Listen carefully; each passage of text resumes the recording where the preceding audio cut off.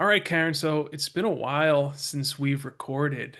If you're new to this channel, we normally do a weekly or semi-weekly, or in some cases semi-monthly little humble little podcast. But we haven't done any recording in a few weeks, and we have not recorded anything since the assassination of Charlie Kirk, which was over a week ago now. The memorial service is going on as we speak at the big stadium in Arizona. I don't know if you caught any of it. I tuned in very briefly earlier, but I think that the both of us have had a lot on our minds over the past week, as has everybody. I think a lot of people have been trying to make this about themselves. A lot of influencers who shall remain nameless have come forward and basically have said, let me tell you exactly where Charlie's mind was at this point in time. I'm going to tell you exactly what he was thinking and what he was about to do. And I think it's a little bit nonsensical. A lot of the direction a lot of these influencers, live streamers have been steering the conversation in. However, there is one live streamer who we all know and love. Of course, his name is the fabulous, the flamboyant Mr. Nicholas J. Fuentes. And you can say a lot about Nick. There's things that I agree with him on. There's things that I disagree. But I feel personally, out of all of the influencers and live streamers and pundits who have been covering the assassination, he has had truly the most heartfelt, thoughtful things to say. He did a really good tribute on his show last week, and there's one clip in particular that I wanted to share with you that kind of really summed up Charlie Kirk's legacy. Because I'll be honest with you, he's a guy who I really didn't think a whole lot about. I didn't really follow what I consider to be mainstream conservative politics all that closely. So he was just kind of a guy to me who was like in the background, telling kids to vote Republican, that sort of thing. But let me share the clip. This kind of summarized my thoughts now, especially, and I want your reaction to it as well. So here we go. I'm going to share this. We're going to listen to it, and let's see what Nicholas has to say here. Your Charlie Kirk episode brought my family to church and they are watching now. This is what winning looks like. Praise God and bless you, Nick. Good. I love to hear that, man. God bless you. Love to hear that. We need people to go to church, because there's things that are bigger than politics. It's really, and I was talking about somebody today about this. Charlie Kirk, as I've said before, when he was alive, I viewed him basically as a partisan hack. I viewed him as a Republican operative and so on, and I don't like the Republican Party. You know what's interesting, though?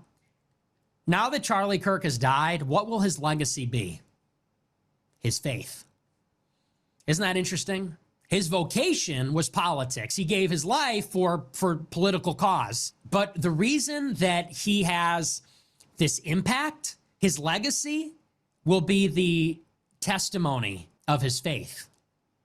And there's something to be said about that, isn't there? That when all is said and done, when the curtains close, when the credits roll, people are not going to remember all the petty stuff, even the civilizational battles over politics. What they're going to remember is your virtues, your moral virtues, your testament, your testimony of your belief in God, your faith. That is what will be remembered. That is what will be impactful. People are not going to remember the shit-eating arguments about well, one is a woman. They're not going to remember, well, what about tax policy? They're going to remember those moral truths and the moral deeds. I said that last week, and that's to me what kind of changed my opinion of him, is to see, because I was actually surprised, the outpouring of support, because like I said, I looked at him as obviously politically extremely powerful, but besides that, kind of inconsequential. I didn't think he had such a passionate following. And to see how many millions of people that were genuinely touched, it's obviously I wasn't paying close enough attention. Obviously, he was getting through on a different level maybe than I was even thinking about, which is his testimony. That is what it's all about. But thank you, man. Appreciate that. Okay. Yeah, So go ahead. no, I was just going to say Nick really echoed my thoughts there because as I was saying before we played the clip, Charlie, I didn't think much about him at all. He was kind of in the background. I just considered him a mainstream conservative Republican pundit. But over the past week, it has really become clear just how big of an impact he had on young people, getting them back into their faith, getting them back into going to church, reading the gospel, becoming a better person, becoming better men and women. I completely underestimated the impact that he had in that regard. And do you feel similarly?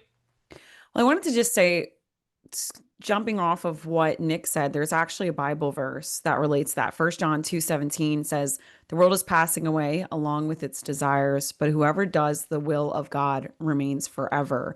And I grew up learning that when you look at the story of Moses and you look at some of these different stories, you always know the names. You don't know the name of Pharaoh, but you know Moses, you know Joshua, you know Aaron, and their names are etched into the history.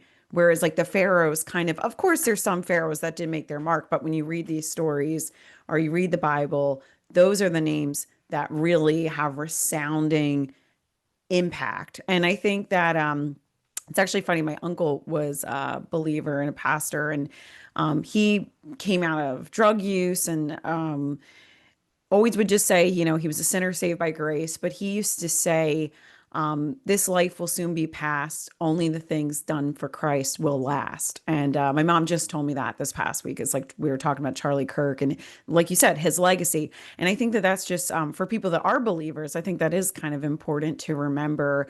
I've talked with a lot of family about how I agree, like kind of what he's saying about the politics. Like I personally feel like Christians in America, like we've put Trump, we've put politics, we've put being right, we've put knowledge, we made that into an idolatry and really forgotten the Great Commission. And I think Charlie was actually on his path to that. I think that a lot of the criticism of Charlie is just a young man trying to find his way for what he wants to say. I'm sure as he would grow and have more challenges in his life, it seemed that he was starting to become more. Um, it seemed that that faith became more of a centerpiece of his life, and I think that happens to a lot of us. I think when we're young, we think that we can strive and that we can, in our flesh, like change the world. But then we realize in our humility and by relying on God, that's what really makes a deeper impact. And I've seen people say, like, kind of like even people that have walked away that have deconstructed from the faith, I should say. And I saw some people saying that, like, I can't believe we're calling him a man of God. Like churches are calling him a man of God after some of the things he said. And my response to that is that God called King David a man after his own heart. And King David was an adulterer. He was a violent man. He did a lot of things that were considered sins that God was not pleased with, but God still looked at him and saw him as someone who had his own heart. That was a man after God's own heart. So I think that like we look at it from man's vantage point and we take everything, but through Christ, he looks at us as a new creation. So he doesn't see Collin and see your sins. Your sins have been wiped away. So I think that that's kind of important. Now, that doesn't mean that we just get to go out and kill people or just live in any way we want. No, we want to draw closer to God. We want to strive for something more. So I think that's what was going on with Charlie. I see some of the criticisms about him. It's like, what have you said in your life? Like, what are all the dumb statements? And I really think it's a message for us. It's something we can take away. In the moments that Charlie was trying to be like a smart aleck or trying to sound like It's smarmy, perhaps, smarmy. Yeah. sometimes. He just, it falls flat. But when you hear him share his testimony, when you hear him share the gospel, it's so admirable. So I think that's something we should take away when we come to things in love, and it says to speak the truth in love. It doesn't say to just speak the truth with force or with hate. It says to speak the truth with love. So, yes, there are things that are truthful. I think Charlie was standing for the truth in a lot of ways. And sometimes I don't think but I do feel like overall, I think in the grand scheme of things, he was beginning to speak that truth more in love than speak it with trying to make a soundbite out of it, if that's kind of how you feel. But yeah, Yeah. I think the amazing thing is, like you said, you are one of the only people I really heard say that you actually just in this situation feel bad for Charlie. Like you feel bad Yeah. for him. And how could you not? I mean, my God, this kid, this poor kid gets cut down at 31 years of age. And by the way, I had no idea that he was that young. I looked at him, quite honestly, as somebody who was more mature than me. I had assumed that he was either, mid to late 30s. So there he is, just sitting there answering questions, doing his prove me wrong thing, and he's just brutally assassinated in front of millions of people, right in front of the world for all to see.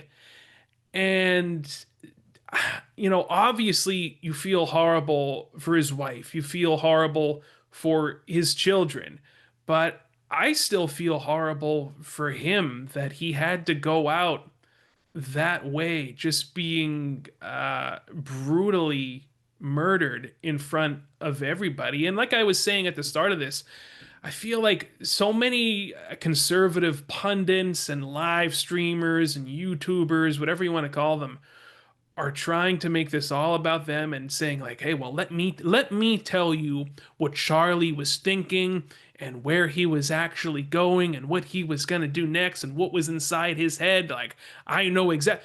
And it's like, the only person who really knew his mindset at that time was probably his wife, right? Like his wife, maybe his parents.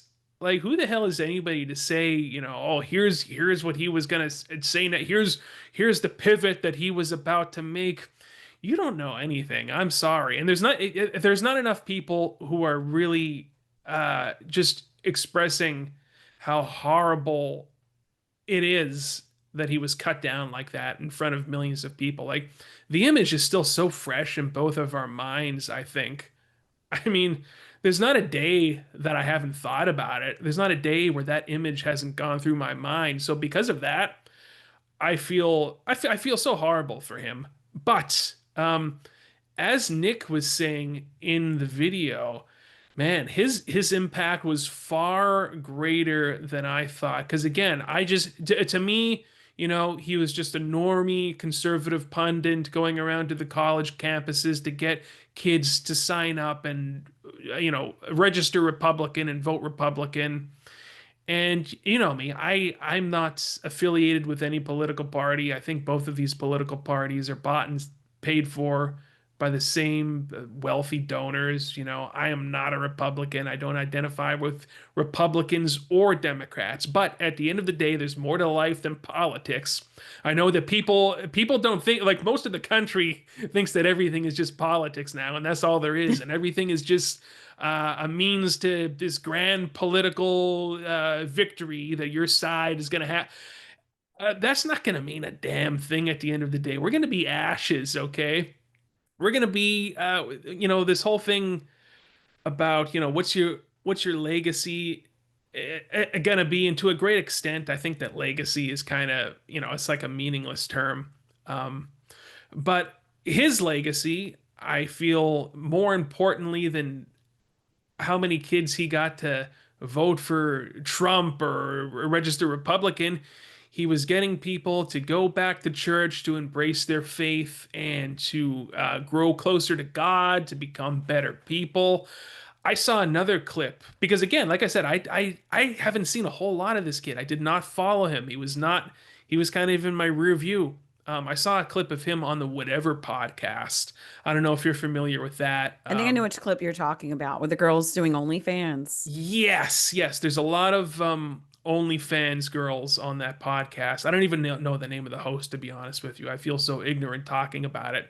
But he was so patient and so kind and so understanding with those girls. One of them was being very rude and crass to him, and he just kept his composure and his cool and really gave such good, sincere advice to these chicks that you could tell came from like such a place of wanting them to do better with their lives and to not be uh, involved in pornography, essentially. Like I saw that clip and I'm like, damn, this guy really was trying to steer people in the right direction in their lives, whether or not, you're a Republican or you voted for Donald Trump, you didn't vote for Donald Trump, whatever.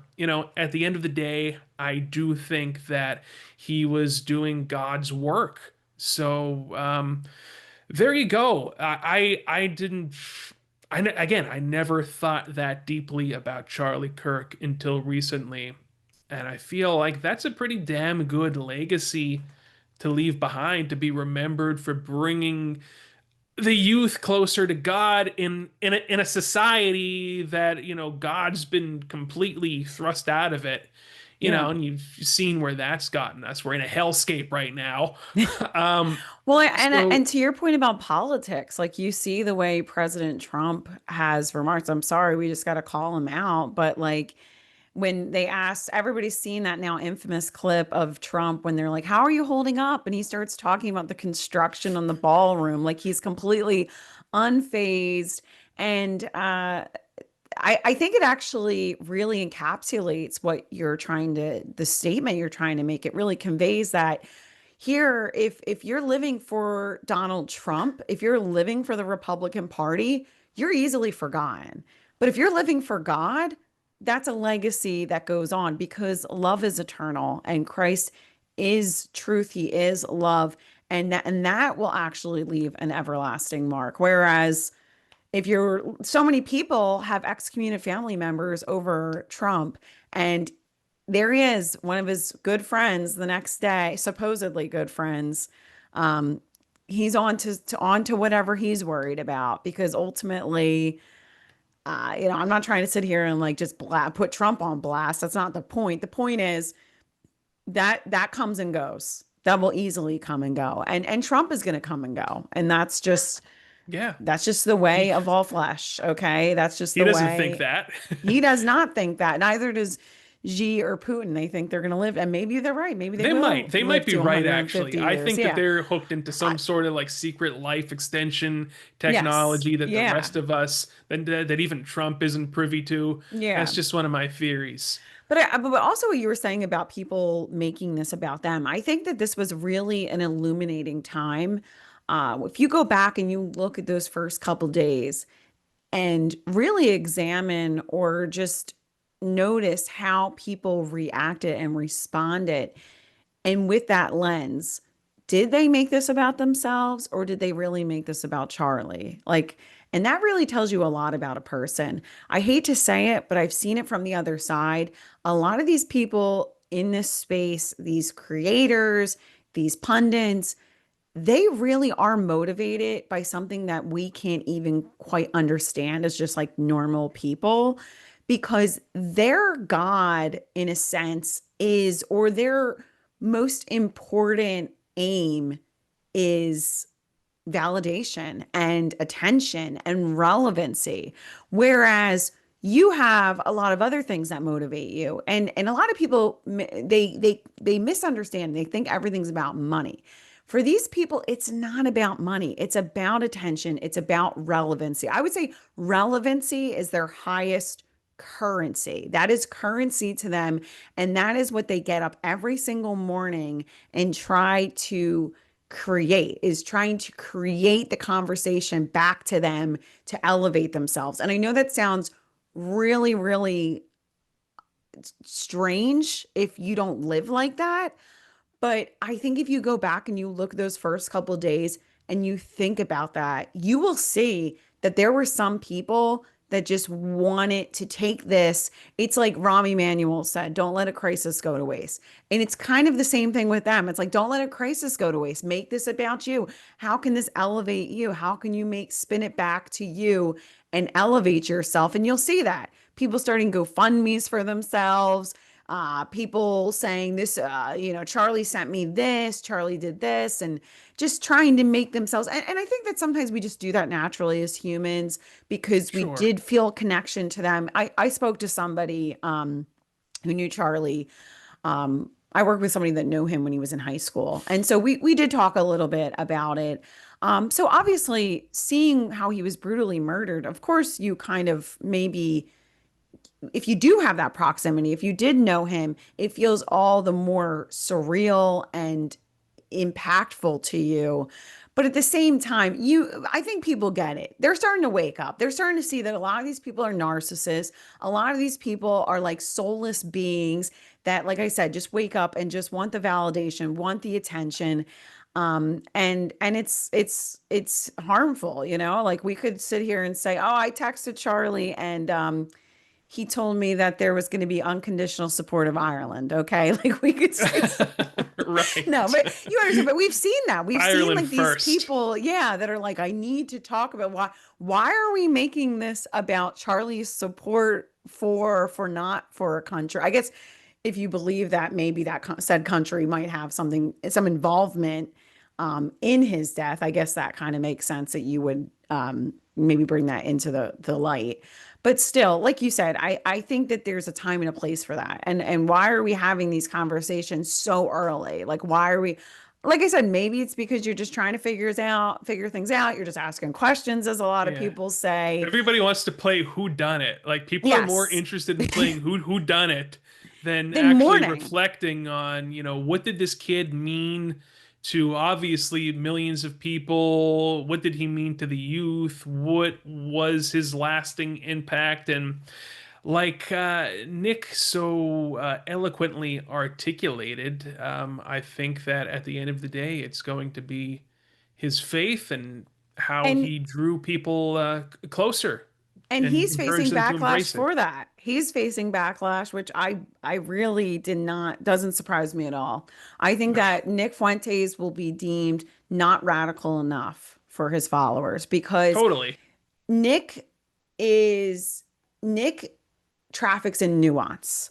He has nuanced conversations about very hot button issues that also are issues that are highly, not even just polarizing, but issues that are to the point of violence. Like, not that he's not perpetuating violence, but they become like violent issues for people. They're very, very charged. And he's having nuanced conversations. I don't think that he's inherently like a hateful person when you listen to him. But that said, he wants to create change through pens, but his audience will want to create change with pitchforks. And that's not ever going to end well. And I truly believe that it's going to get to the point where they actually abandon him, that they That's abandon him already been because, starting. and We're seeing it's that. already begun. Yeah, exactly. And I've said this to you like a month ago that I was like, he's not going to be radical enough for these people because they are truly immiserated. You think about the young men, male population, just how much they're struggling. I just listened to a video today, one of my favorite channels, How Money Works. Listen to How Money Works. They're so good. He was talking about how their video games become so popular with young men because it's like they feel like they're falling behind so much in real society that they feel like their achievements in the video game give them some level of satisfaction. Yeah, their That's Xbox that's trophy or horrifying. whatever That's from yeah. playing Call of Duty. Yeah, that's Ugh, haunting. That's hauntingly it's terrifying. And what does that's that Black tell Mirror us? stuff. Yes, what does that tell us about our society? So imagine you have these kids that we're growing up with violent games. They feel immiserated. They can't achieve anything. And then they're told that this certain boogeyman is the cause for all of their misery. They're not going to just settle with nuanced conversations. They're going to want action and like serious action. So I think we need to kind of understand that and see that. And like I said, I think eventually Nick, unless he folds to the mob, he will be left in the dust by them. I truly believe that. I And agree with that yeah, sentiment. And quite yeah, frankly, I think that he has too much integrity to fold to the mob. I don't think he's going to budge. Alex Jones had said something similar to you. He had warned him how, hey, eventually your supporters, you're not going to be radical enough, and here's what's going to Yes. happen. I didn't know And Alex we told him that. Yeah. Yeah, Go. yeah, yeah. And we've seen that this past week on X. But just to kind of circle things back to Charlie, just to add a personal note here. When I found out that he was 31 years of age, and I thought, like, damn. So he started this political organization from scratch out of high school at 18 years of age. He's married, he's got two kids, he's 31, and I'm thinking to myself, like, God damn, you better do you better Get get yourself going here. You together. better get going. Like, I'm 36 now. Time to lock in. I've got like a presidential term in my mind to really get myself in a better place. I've got 4 years here. I've been waiting for Karen to do it for me. I've been waiting for Karen to fix my. It hasn't happened. I don't know what the holdup is on that. I entrusted Karen with everything, and she still has done nothing for me. So I guess I have to take matters into my own hands. But no, seriously though, Charlie, everything that he accomplished, God bless him. He's an inspiration just for that, just for like one 30 something looking at another 30 something saying like, wow, man, you really accomplished one whole hell of a lot. And I've got to get going here. I've got to get going here on my life. It kind of, lit a fire under me a little bit when I took That's into awesome, though. consideration everything that he did, Yeah, even though again, I didn't follow him. Just another normie conservative political commentator to me, but obviously a lot more than that in the grand scheme at the end of the day. So God bless him. God bless his family, his kids. I pray that this country doesn't devolve into a hellish civil war, even though some might argue we're already in that. But, all we can do is pray, right? absolutely. Absolutely. Battle not against flesh and blood, but principalities and powers of darkness. So, like you said, that's a prayer. That's not a battle with our hands. That's not a battle with weapons. That's a battle through it's a spiritual battle through prayer. And I would argue a better battle, a stronger battle, a more important and more valid battle. So, but yeah, no, I appreciate your sentiments. I appreciate your honesty too. That it was just I really do feel like, we talked last week and we didn't really want to even record anything just because there was just so many voices out there and it just felt almost futile to even add to the noise. And I think that that's also something to take away that, like, let your words not be noise. There's so much noise out there. There's so much clatter.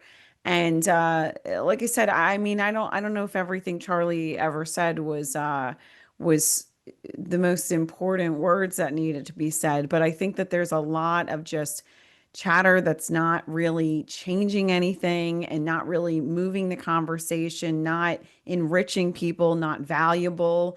And yeah, I think that, like you said, I just feel like it really felt like something had changed that day. I talked to a lot of people. I just turned 35 and you're around the same age as me. A couple of different people reached out to people called me that I hadn't spoken to in months. And we all kind of just felt the same way. I've been so apathetic about everything happening in the country and the news. But really seeing that poor girl, that Ukrainian girl was in North Carolina, and Yeah. then what happened with Charlie, we saw that week. It was just really felt like a wake up call. And I think that that's what you're saying too. I feel like a lot of people feel as if this is a wake up call. Something feels different. And it's not necessarily, like you said, it's not even Charlie Kirk per se. It's just for some people, I think it's woken them up to believing that there is a battle against like the leftists or whatever, and they do want to take matters into their own hands. And I would argue that they're immature and misguided is what I would say. But I think what Charlie actually, that wake up call that you had, is actually a spiritual wake up call and something that I think Charlie, and I don't want to speak for Charlie, but I would say is a better and more useful wake up call where you're saying, I need to, I need to think about my own legacy. Like, what is my life going to mean? What impact am I going to have? And I think that that's one of the things Charlie was trying to share with people. I think he started to recognize that it's not necessarily a force for change on a national level. I think he recognized a force for change on a minute level. If we're changing, if we are drawing closer to God, we are going to, and Christ draws closer to us.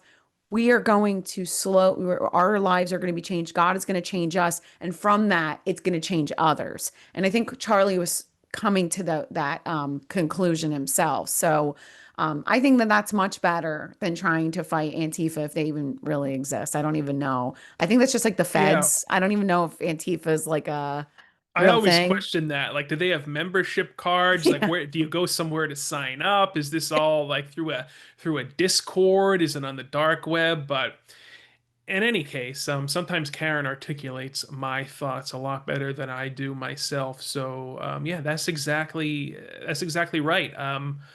What did Michael Jackson say? It all starts with the man in the mirror, right?